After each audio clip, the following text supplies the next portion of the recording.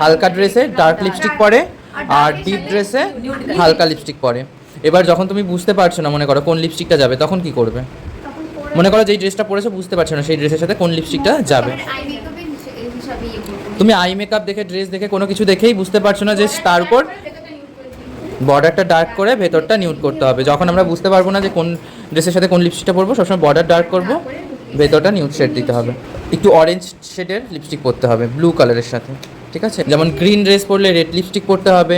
তাদের স্কিন টোনটা একটু ডার্ক, তাদের হালকা লিপস্টিক পরিয়ে দিলে কিন্তু ভালো লাগবে না। তাদের ক্ষেত্রে কিন্তু ডার্ক কালারের মধ্যেই যেটা হালকা সেটা পরাতে হবে।